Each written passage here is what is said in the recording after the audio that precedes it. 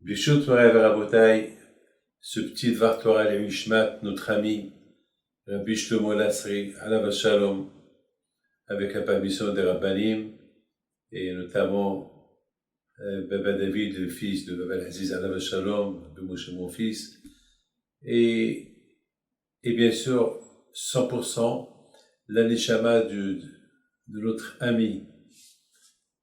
Vous savez, dans la vie, il y a des grands tzadikim qui sont très calés dans la Gemara, des gaonim, et il y a ce qu'on appelle des gaonim dans la Emouna. Notre ami Rabbi Shlomo Asri Alav Shalom, il était fort et gaon dans la Emouna. La Emouna est le Hesed, l'argent qu'il a dépensé pour la tzedaka. Il y a des gens qui sont très forts dans l'étude, dans la Torah, ils sont très forts en tout, mais ils sont faibles dans la Emouna. Ils peuvent être très forts en tout, toute la Torah, mais dans le Hesed, ils sont très faibles. Shlomo Asri Alav Shalom, comme je l'ai connu, je le connais depuis maintenant presque 50 ans, je connais un homme il n'avait pas de barbe, mais il avait la barbe dans le cœur. Il avait les péotes dans le cœur. C'était un cœur plein de Hesed, un cœur plein d'émouna. Toujours lorsqu'on s'assoit avec lui, eh bien, il va parler que Sidi Baba Yehuda Roben, ou Rabbi Daoud Baruch, Rabbi Haïm Pinto, ou bien il va parler sur Baba Saleh, Rabbi Yaakov Esser, les tzadikim, Rabbi Daoud Moshe. J'ai toujours dit sur lui que s'il n'a pas dépensé son argent pour le caveau du Shabbat et pour les Hesed qu'il faisait, la moitié du Casablanca, elle aurait été à lui. Il aurait été investi tout son argent à l'époque que l'immobilier ne coûtait pas cher. À cette époque, je me rappelle, il venait à la Hiloula, il me donnait à l'époque 2 millions. 2 millions, ça veut dire à peu près $2000, 2000 euros de l'époque. Mais avec 2000 euros, je me rappelle, les gens pouvaient acheter un petit appartement. Et lui, Alav Shalom, il jetait son argent pour les tzadikim, pour l'honneur du Shabbat, etc., etc. Donc, à Botaï, dès que, après 120 ans, lorsqu'il est parti dans l'autre monde, les Hachamim lui disent, heureux celui qui arrive là-haut, et qu'il a son étude, la Torah qu'il a étudiée dans sa vie avec ses mains, dans ses mains. Il faut savoir que le but de chacun de nous, c'est bien sûr, c'est pas rien que venir manger, dormir et vivre. Non. Le but, c'est de respecter les 613 mitzvot. Et surtout, voilà maintenant, Matan Torah, il approche. Dans quelques jours, c'est Matan Torah. Et c'est la Torah qu'on a reçue. Il n'y a pas un parmi nous qui n'a pas reçu la Torah. Maintenant, je voudrais bien vous poser une question. Qu'est-ce que Shlomo Lasri, lorsqu'il est arrivé là-haut, on vient de dire, heureux celui qui arrive de l'autre monde et son étude de Torah avec lui.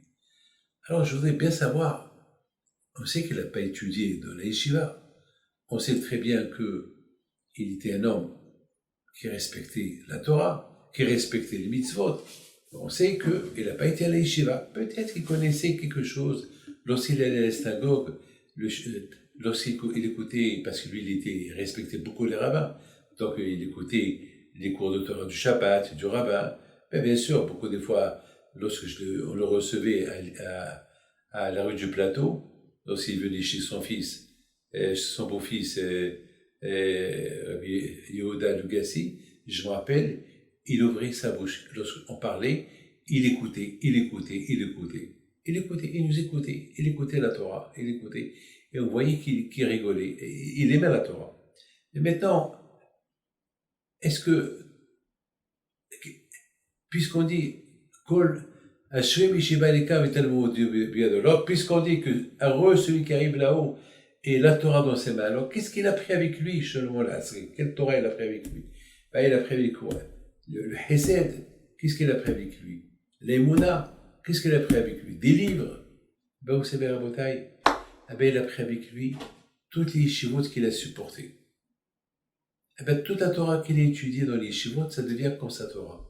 Vous savez, mes amis, que une fois, Rabbi Odia Yosef Alav Shalom, il avait dit une phrase. Il a dit que parfois, quelqu'un qui va quitter ce monde, et lorsqu'il arrive dans l'autre monde, ils vont lui dire, toi, monsieur tel et tel, tu as fait des yeshivot, tu as fait des écoles, tu as construit des mikvaot. Et puis il va dire, messieurs, ici on est dans la Gan Eden, ici on ne peut pas mentir. Moi, j'ai pas d'yeshivot, moi, j'ai pas construit des mikvaot. Et puis il va dire, moi, j'ai rien de tout ça. Peut-être vous êtes trompé, il y a peut-être quelqu'un qui a le même nom que moi.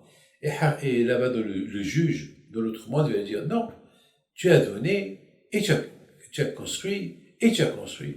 Et finalement, ils vont lui dire, eh ben, le fait que tu as aidé des gens, et que tu as facilité les gens pour étudier la Torah, leur Torah, c'est la tienne. Le fait que tu as aidé pour construire une chambre d'un tzaddik, eh ben, le tzaddik, il est à toi.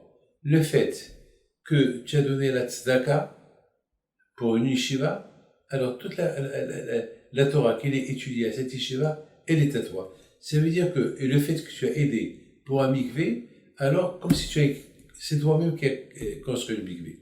Moi, je peux vous dire que Alav Shalom, Shlomo Lasri, c'était quelqu'un qui a aidé des écoles, il a aidé les tzaddikim, il a aidé à construire des chambres dans les tzaddikim, il a aidé à construire des écoles, des yeshivot. Oui, alors dans l'autre monde, il trouve. En plus, il le faisait avec sourire. En plus, il le faisait avec bon cœur. Avec bon cœur. Et le fait qu'il faisait le caveau du Shabbat, ça je peux vous témoigner, hein, combien des fois, à l'époque, j'allais manger chez lui le Shabbat, mais quelle table il faisait et le monde qu'il avait le Shabbat, on dirait que c'était un mariage. On dirait un mariage. Alors, celui Rabotai qui respecte comme ça le Shabbat, alors dans l'autre monde, on considère comme s'il a étudié toute la Torah. Pourquoi? Parce qu'on dit que celui qui respecte le Shabbat, comme s'il a étudié toute la Torah. Et quelqu'un qui donne le kavod au Shabbat, donc dans l'autre monde, il est considéré comme s'il a respecté toute la Torah. Donc, Alav Shalom Shlomo Lasri, il a dans l'autre monde un grand zéchout, un très grand zéchout, et surtout, il a laissé, Baruch Hashem, une descendance qui ont la Emunah HaKadosh Baruch Hu. Il a laissé une descendance qui sont dans la Torah. Il a laissé une descendance qui font du Hesed. Mes amis, on est maintenant dans le mois de Sivan. Le mois de Sivan, c'est le mois où le peuple juif a été nommé et a été appelé Am Sigula. Hachem il a dit à Moshe Rabbeinu, Dieu d'Israël, que dans quelques jours, je vais vous donner la Torah, et dans quelques jours, vous allez devenir mon pays. Mais avant Matan Torah, déjà Akash Baruch Hu, il leur a donné un titre, Am Sigula, Mikol Amim, un peuple unique. Il leur a dit, Ve'atem tiuli mamlechet kohanim ve'gogadosh. C'est de la folie, mes amis. C'est de la folie. Avant que Am Israël, ils ont reçu la Torah, et ils ont été appelés à devenir comme les enfants d'Hachem, Akash Baruch Hu, déjà, il leur a donné un titre d'un pays unique.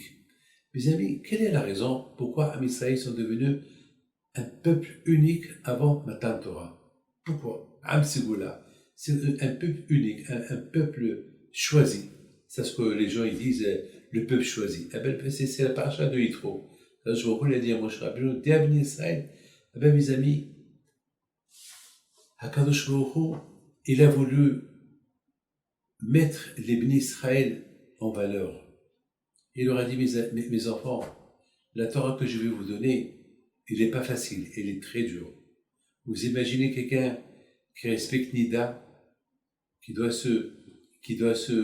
s'éloigner de sa femme quelques semaines dans le mois. Vous imaginez manger que du kasher. Vous savez, c'est quoi se priver du manger, se priver du vin qui n'est pas kasher, se priver de toucher ce qui c'est péché de toucher, se priver de ne pas voir ce qu'il ne faut pas voir. Mais il faut être un malach, il faut être un ange. C'est de la folie, c'est pas facile, c'est pas facile. Et en plus, on nous dit, puisqu'on va être les enfants Les princes, vous savez qu'un prince, lorsqu'il rentre au palais, il ne rentre pas avec un short. Un prince, il a une tenue qui est un peu stricte, une tenue stricte. Il a une façon de marcher. Il y a ce qu'on appelle, il y a un protocole. Il y a un protocole. Tout celui qui rentre dans le palais royal, il y a un protocole à respecter.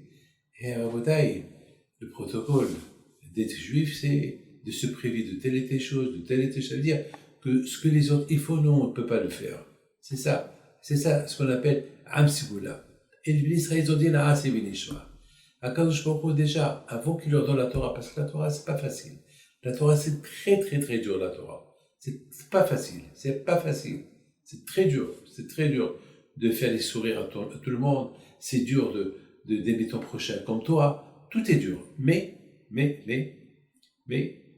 Akadosh Baruch Hu nous a donné une récompense par rapport à ça. Voilà. Vous voulez être mes enfants? Vous voulez être mon peuple? Vous voulez faire ça? Vous voulez... Alors, c'est rien qu'à travers la Torah. Donc, Akadosh Baruch Hu, déjà, il leur a donné un titre avant qu'il leur a donné la Torah. Vous vous rendez compte, à Botaï? Et voilà. Ça veut dire que la Torah, elle est plus importante que le titre. C'est la raison pourquoi Akadosh Baruch Hu n'a pas donné la Torah, après il leur a donné le titre. Non. Il leur a donné le titre. Le Am Sigola, c'est après il leur a donné la Torah. Déjà, il les a mis en valeur. Que vous êtes Am Sigola, Be'atem, Tiyuli, Mamlechet, Kohanim, Vegoy, Kadosh, un pays unique, un pays saint. Et après, je vous donne la Torah. Et là, lorsque les Israéliens ils ont dit Na'ase Vinishma, alors ils ont accepté la Torah. Mes amis, je termine. Shlomo Lasri alav Shalom, il était bémet parmi ces gens au Maroc, les derniers juifs au Maroc, avec cette émouna à l'ancienne. Parce qu'il y a une différence entre l'émouna à l'ancienne et l'émouna moderne d'aujourd'hui. Lui, il avait cette émouna qu'il a apportée avec lui de là où il est né, à Casablanca.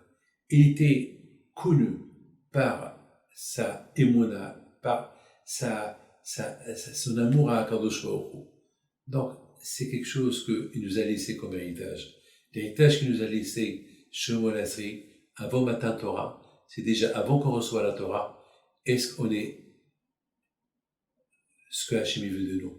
Un peuple unique, un peuple saint, ses enfants. Est-ce qu'on est prêt?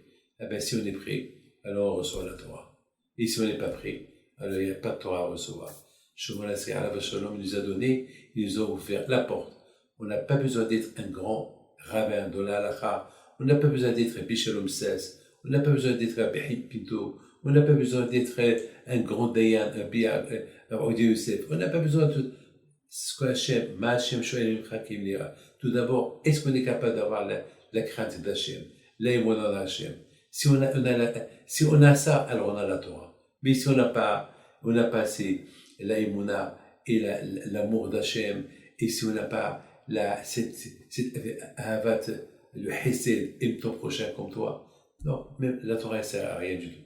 Hier, à que sa neshama et soit Gan Eden, que Hachem y fasse que Be'ezat Hachem, toute sa famille, ils seront en bonne santé, qui suivront son chemin Be'ezat Hachem, et Bisrout, Rabbi Him Pito, Rabbi David Baruch, Rabbi Daoud Moshe, Baba Yehuda Ruben, cette équipe qui vénérait, qui soit Be'ezat Hachem avec sa famille et avec vous tous. Amen. מאין יבוא עזרי מעם אדוני עושה שמיים